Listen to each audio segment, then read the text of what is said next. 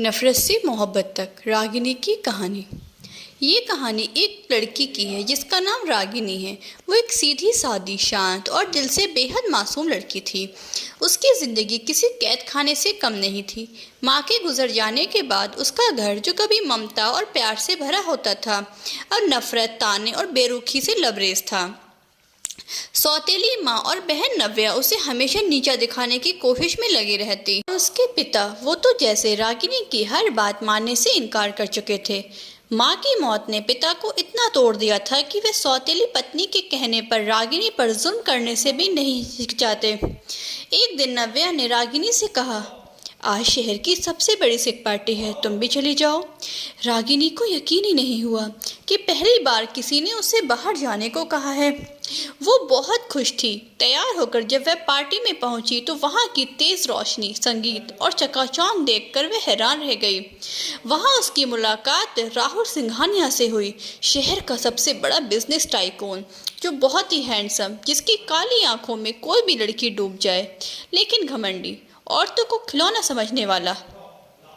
राहुल उस पार्टी में रागिनी से टकराता है और एक बात पर दोनों में झगड़ा हो जाता है और रागिनी उसे तमाचा मार देती है, जिससे राहुल की इज्जत सबके सामने तार तार हो जाती है। जिससे राहुल रागिनी पर बहुत गुस्सा होता है, लेकिन मीडिया के सामने रागिनी से कुछ नहीं कहता, लेकिन उससे नफरत करने लगता है और उससे बदला लेने के लिए उससे शादी करने का फैसला लेता है। और वो रागिनी के पिता से मिलता है और कहता है, मैं आपकी बेटी से शादी करना चाहता हूँ। रागिनी के पिता चौंकते हैं, लेकिन राहुल असल में किसी और मकसद से आया था। उसे एक सरकारी प्रोजेक्ट के लिए एक ऐसे बिजनेस पार्टनर की ज़रूरत थी जिसके पास सिख कम्युनिटी का प्रतिनिधित्व हो, और रागिनी का बाप वही इंसान था। इसलिए वो सोचता है कि एक तीर से दो निशाने, यानी उसके दोनों काम बन जाएंगे। बदले में वो कहता है, अगर आप मेरी शादी अपनी बेटी से करवा दें तो मैं आपके हाथ में करोड़ों की डील रख दूंगा। रागिनी के पिता थोड़ी देर सोचते हैं और फिर कहते हैं, ठीक है, लेकिन मेरी एक शर्त है। शर्त? कैसी शर्त? राहुल चौंकता है। मिस्टर शर्मा कहते हैं, मुझे अपनी बेटी से मतलब नहीं है कि तुम उसे कैसे रखते हो, क्या करते हो, क्योंकि ये तो मुझे भी पता है कि तुम मुझसे मोहब्बत नहीं करते। इसका ट्रेलर तो मैं पार्टी में देख चुका हूँ। तुम उससे सिर्फ अपना बदला लेना चाहते हो, इसलिए जब तुम मेरी बात मानोगे तभी मैं इस शादी के लिए हाँ करूँगा। मुझे उस डील में 50% की पार्टनरशिप चाहिए, तभी मैं इस शादी के लिए राजी होऊंगा। राहुल एक कुटिल मुस्कान देता है और इस शर्त को मान लेता है और सोचता है कि ये शर्मा कितना लालची है, सब कुछ जानते हुए भी एक डील के जरिए अपनी बेटी का सौदा कर रहा है। लेकिन खैर, मुझे इससे क्या, मेरे लिए तो ये अच्छा ही है। ज़्यादा मेहनत नहीं करनी पड़ी, क्योंकि उसके लिए ये सिर्फ एक डील थी, और रागिनी, उसे ज़बरदस्ती इस रिश्ते में ढकेल दिया जाता है। उसकी आवाज़, उसकी मर्जी, सब कुछ कुचलती जाती है अपने ही पिता के हाथों। राहुल और रागिनी की शादी हो जाती है। चारों ओर मीडिया में सिर्फ उनकी ही चर्चा थी। सिंघानिया ग्रुप के मालिक की सीधी सादी पत्नी। सब कुछ बाहर से तो परफेक्ट लग रहा था, मगर अंदर रागिनी के लिए एक रिश्ता एक जंजीर था और राहुल के लिए सिर्फ एक सौदा। पहली रात का मंजर। रात गहरी थी। रागिनी लाल जोड़े में सजी बेड पर बैठी थी। दरवाज़ा खुला। राहुल अंदर आया, उसके पास गया और धीरे से बोला, ज़्यादा खुश होने की ज़रूरत नहीं है, मैं तुम्हें छूऊंगा भी नहीं, कभी नहीं, क्योंकि तुम सिर्फ मेरे लिए एक नाम की हो, मेरे दिल की नहीं, सिर्फ सौदे की हो, मेरे दिल की नहीं। रागिनी की आंखों में आंसू आ गए, पर उसने कुछ नहीं कहा। शादी के बाद राहुल उससे बेइज्जत करता, नज़रअंदाज करता और जताता है कि वो सिर्फ एक सौदा है। रागिनी रोती है, टूटती है, मगर चुप रहती है। मगर अंदर ही अंदर वो खुद को मजबूत बनाना शुरू करती है। राहुल उसे ये कहकर बेइज्जत करता है कि तुम्हें तुम्हारे बाप ने मुझे एक डील के जरिए बेचा है, तुम तो एक सौदा हो मेरे लिए, सिर्फ एक सौदा। ये सुनकर उसके पिता ने उसकी ज़िंदगी को एक बिजनेस डील में बेच दिया, ये जानकर उसका दिल टूट जाता है और वो बहुत रोती है और मन ही मन अपने बाप से नफरत करने लगती है। कुछ हफ्तों बाद राहुल जानबूझकर रागिनी को इग्नोर करता, बाहर ले जाता, मगर अकेला छोड़ देता। पार्टी में उसे बेइज्जत कर देता और हर बात पर उसे ये एहसास दिलाता कि वो एक मजबूरी है, एक सौदा। लेकिन एक दिन तो हद हो गई। राहुल देर रात नशे में घर आया और कमरे में आते ही चीख पड़ा, तुम्हें क्या लगता है कि मैं तुमसे प्यार करने लगूंगा? तुम एक चालाक लड़की हो जो इस शादी से मेरे पैसों पर राज करना चाहती हो। रागिनी ने पहली बार उसकी आंखों में आंखें डालकर कहा, अगर पैसे ही चाहिए होते तो आज तुम्हारी बातों से यूं नहीं रो रही होती। तुम्हें नफरत करने का शौक है ना, तो करो, मैं झेल लूंगी, लेकिन मेरी आत्मा तुम्हारी तरह सस्ती नहीं है। राहुल सन रह गया। पहली बार किसी ने उसे उसके छोटे गुरूर को तोड़ दिया था। रागिनी ये बोलकर कमरे से बाहर चली गई। ऐसे ही दिन गुजरते गए। राहुल और रागिनी में अब बहुत कम बात होती, लेकिन एक दिन राहुल फिर नशे की हालत में घर आता है और अपनी माँ को याद करके फूट फूट कर रोया। तो रागिनी ने उसको संभाला, उसके जूते निकालकर उसको बेड पर लिटाया और वो धीरे धीरे बड़बड़ाता है, मत करो मेरी परवाह, मत करो। जैसे मेरी माँ मुझे छोड़कर चली गई, एक दिन तुम भी चली जाओगी। ये सुनकर रागिनी की आंखों में आंसू आ जाते हैं और वो उसको संभाल कर बोलती है, नहीं जाऊंगी, तुम परेशान मत हो। ये सुनकर राहुल हल्का सा मुस्कुराता है और फिर आंखें बंद कर लेता है और थोड़ी देर में सो जाता है। अगली सुबह सोकर उठता है तो वह बेड पर खुद को अकेला पाता है और वो कल रात की बात याद करने की कोशिश करता है कि कल रात क्या हुआ था, और उसे सब याद आ जाता है। फिर वो अपना सर झटक कर बाथरूम में नहाते हुए रागिनी के बारे में और कल रात के बारे में ही सोचता है और नहाकर बिना रागिनी से मिले घर से निकल जाता है। वो शायद रागिनी से नजरें नहीं मिला पा रहा था, लेकिन कहानी यही नहीं रुकती।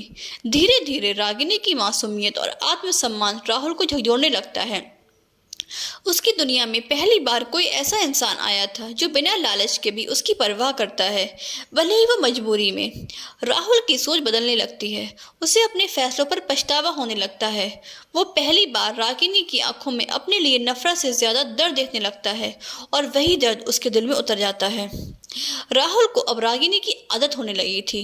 वो सोचता है अगर रागिनी चली गई तो शायद वो उसके बिना रह नहीं पाएगा। उसे रागिनी की आदत हो गई थी, या यूं कहो कि राहुल को रागिनी से मोहब्बत हो गई थी। लेकिन वो इस बात को मानने के लिए राजी नहीं होता कि उसे किसी से मोहब्बत हो सकती है। वो इस बात को खुद से झुठलाता है। लेकिन एक दिन रागिनी घर से बाहर निकलती है कि अचानक एक गाड़ी उसे टक्कर मारकर निकल जाती है। राहुल रागिनी को घर से निकलते हुए देखता है, लेकिन जब वो देखता है कि किसी गाड़ी वाले ने रागिनी को टक्कर मार दी तो वो हिल जाता है और वहीं से भागकर जब वो रोड पर आता है तो उसकी नज़र रागिनी पर पड़ती है कि वो खून से लथपथ है। तो वो बहुत डर जाता है और जल्दी से उसे गोद में उठाकर गाड़ी में बैठाता है और ड्राइवर को जल्दी चलने के लिए बोलता है। वो बार बार रागिनी को आवाज़ दे रहा है, लेकिन रागिनी बेहोश हो गई है। वो उसे रो रो कर बोलता है, रागिनी उठो उठो, मैं तुम्हें कुछ नहीं होने दूंगा, मैं तुम्हारे बिना नहीं रह सकता। जब वो कोई रिस्पॉन्स नहीं देती तो वो बोलता है, अच्छा सॉरी, मैं जानता हूँ कि तुम मुझसे नाराज़ हो, अब कभी मैं तुम्हें चोट नहीं पहुँचाऊँगा, मुझे माफ़ कर दो, प्लीज़ रागिनी उठ जाओ। ये सब सुनकर रागिनी तो नहीं उठती, लेकिन ड्राइवर की आंखों में ज़रूर आंसू आ जाते हैं। वो सोचने लगा कि कोई इतना कैसे बदल सकता है। ये वही राहुल सिंघानिया है जिसको किसी से कभी कोई मतलब नहीं था। सब इसको पत्थर का आदमी बोलते थे क्योंकि राहुल सिंघानिया बहुत बेरहम था, जिसको बस अपना फ़ायदा नज़र आता तो ठीक, वरना करने में भी नहीं चाहता। ये सब सोच ही रहा था और राहुल की बकबक सुन रहा था कि इतने में हॉस्पिटल आ गया। राहुल ने रागिनी को गाड़ी से बाहर निकाला और वहीं से ही डॉक्टर आ गए, क्योंकि घर के चौकीदार ने पहले ही हॉस्पिटल इन्फॉर्म कर दिया था। इसलिए सारे डॉक्टर राहुल के गुस्से को जानते थे, इसलिए राहुल को किसी भी तरह की शिकायत का मौका नहीं देना चाहते थे। डॉक्टर ने जल्दी से रागिनी को अंडर ऑब्जर्वेशन ले लिया। अब डॉक्टर रागिनी को चेक कर रहे थे और उधर राहुल दुआ कर रहा था कि मेरी रागिनी को कुछ नहीं हो। उसे सब अपनी मोहब्बत का एहसास हो गया था और अब वो अपनी मोहब्बत को झुठला भी नहीं रहा था। राहुल अपनी सोचों में गुम था कि तभी एक डॉक्टर राहुल के पास आया और बोला, मिस्टर सिंघानिया, घबराने की कोई बात नहीं है। मिसेस सिंघानिया को जो चोट लगी है वो खुल गई है, जिससे खून बह गया है। ऐसी कोई चिंता की बात नहीं है जिससे कोई घबराने की बात हो। और जो उनके सर पर चोट लगी है हमने उस पर टाँके लगा दिए हैं। एक दिन में सिंघानिया अंडर ऑब्जर्वेशन रखना होगा, उसके बाद हम उन्हें छुट्टी दे देंगे, फिर आप उनको घर ले जा सकते हैं। ये सुनकर राहुल को थोड़ा सुकून मिला। फिर थोड़ी देर में वो रागिनी के पास जाता है और उसका हालचाल पूछता है। अब कोई प्रॉब्लम तो नहीं है? रागिनी हल्के से नहीं में बोलती है और फिर राहुल कुछ नहीं बोलता। वहीं थोड़ी दूर कुर्सी पर बैठ जाता है और राहुल रागिनी को देखता है। जब रागिनी ने देखा कि राहुल वहीं बैठ गया है तो उसने अपनी आंखें बंद कर लीं। शायद वो उससे नजरें चुरा रही थी। जब राहुल ने यह देखा तो उसका मुंह बन गया।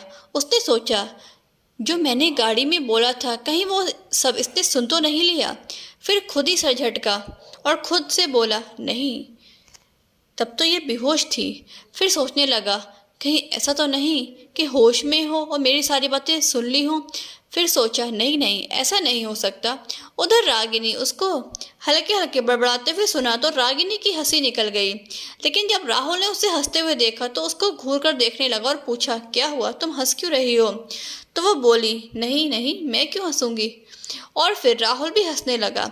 ऐसे ही दिन निकल गया। जब दूसरा दिन हुआ तो राहुल रागिनी को घर ले आया। जब रागिनी घर पहुंची तो घर को देखकर हैरान हो गई, क्योंकि राहुल ने पूरे घर को सजाया था। रागिनी घर को देख रही थी कि राहुल ने रागिनी से बोला, वेट करो, मैं अभी आया। रागिनी कुछ समझ पाती इतने में राहुल एक थाली सजाकर लाया और रागिनी का वेलकम किया, जिससे रागिनी की आंखों में आंसू आ गए। राहुल ने उसकी आंखों को साफ किया और बोला, रागिनी, मुझे माफ़ कर दो, मैंने तुम्हारे साथ बहुत ज़्यादती की है। जब तुम इस घर में आई थी तब तुम्हारा वेलकम नहीं हुआ था, लेकिन आज मैं सबके सामने तुम्हें दिल से अपनाता हूँ और तुमसे माफ़ी मांगता हूँ। मैं जानता हूँ कि तुम्हें मुझे माफ़ करना इतना आसान नहीं है कि लेकिन हो सके तो आज मैं तुम्हें सबके सामने इज्जत से घर लाना चाहता हूँ, इसलिए इस कलश को गिराकर अंदर आ जाओ। ये सुनकर रागिनी थोड़ा शॉक हो गई, लेकिन वो कलश को गिराकर अंदर आ गई। राहुल के दिल में हलचल सी होने लगी और फिर उसने खुद रागिनी को दवा दी, उसे गोद में उठाकर कमरे तक लाया। रागिनी हैरान थी मगर कुछ नहीं बोली। राहुल ने रागिनी को देखा और बोला, ये मत सोचना कि मैं तुम्हारे एक्सीडेंट से ऐसा बोल रहा हूँ। मैं तुमसे बहुत टाइम से माफ़ी मांगना चाहता था, लेकिन अपनी अना के आगे मजबूर था। मैं जानता हूँ कि मैंने तुम्हें सबके सामने बेइज्जत किया है। मैं बहुत शर्मिंदा हूँ, हो सके तो मुझे माफ़ कर देना। और वो थोड़ी देर चुप रहा, फिर रागिनी को देखता है और बोलता है, अपना ख्याल रखना, और कमरे से बाहर चला जाता है। रागिनी को समझ नहीं आता कि एकदम से उसकी किस्मत कैसे बदल गई। वो सोचती है कि उसके अपने खुद के घर में इतनी इज्जत नहीं मिली कभी, और फिर अपने बाप की डील का सोचकर उसकी आंखों में आंसू आ जाते हैं। ऐसे ही कुछ दिन बीत गए। राहुल और रागिनी में बहुत कम बात होती है, लेकिन राहुल रागिनी का बहुत ख्याल रखता है और अब रागिनी ठीक भी हो गई। एक दिन राहुल सबके सामने अपने गुनाहों को कबूल करता है और उस बिजनेस डील को ठुकरा देता है जो उसने अपने रागिनी के बदले के लिए की थी। वो अपने प्यार को इज्जत से जीतना चाहता है, सौदे से नहीं। रागिनी उसे एक शर्त पर माफ़ करती है, अगर तुम खुद को बदल सकते हो तो हम दोबारा इस रिश्ते की शुरुआत करते हैं, इस बार बिना सौदे के, बिना शर्त के। कुछ रिश्ते तोड़कर ही दोबारा जुड़ते हैं, मगर इस बार दिल से, मजबूरी से नहीं। तभी एक दिन जब राहुल कमरे में आया तो बाहर हल्की हल्की बारिश हो रही थी और रागिनी बेड पर लेटी थी। रागिनी ने करवट बदली। तभी राहुल ने धीमे से उसके कानों के पास झुककर कहा, माफ़ करना, शायद मैं तुम्हें कभी समझ नहीं पाया। रागिनी की आंखें भीग गई मगर वो चुप रही। कुछ दिन बाद वो लम्हा, रात को हल्की बारिश हो रही थी। राहुल कमरे में आया। रागिनी बाल सुखा रही थी। उसके गीले बालों में टपकती बूंदें फर्श पर गिर रही थीं और उसकी सादगी किसी ताजमहल की खूबसूरती से कम नहीं लग रही थी। राहुल उसके पास आया और बिना कुछ कहे उसकी आंखों में देखने लगा। धीरे से बोला, क्या मुझे अब भी हक है तुम्हें छूने का? रागिनी की पलकें झुक गईं। उसने कोई जवाब नहीं दिया, लेकिन मना भी नहीं किया। राहुल ने उसके गीले बालों को अपने हाथों से पीछे किया और धीरे से उसके माथे पर एक माफ़ी भरा चुंबन दिया। फिर उसके होठों की ओर देखा और बिना ज़्यादा सवाल किए उसको गले लगा लिया। न ज़बरदस्ती न झिझक, बस एक एहसास कि नफ़रत की राख से मोहब्बत की लौ जल चुकी थी। उस रात कमरे में सिर्फ बारिश की आवाज़ थी और दो दिलों के जुड़ने की खामोश दस्तक। कुछ रिश्ते तोड़कर ही दोबारा जुड़ते हैं, मगर इस बार दिल से, मजबूरी से। अगर आप चाहते हैं कि इसका दूसरा पार्ट बने तो प्लीज़ कमेंट ज़रूर करें, और अगर कहानी अच्छी लगे तो लाइक और शेयर करना नहीं भूलें। आप हमारे साथ अपनी कोई भी कहानी शेयर कर सकते हैं। हो सकता है कि अगली कहानी आपकी हो, और आपकी पहचान को गुप्त रखने की पूरी कोशिश की जाएगी।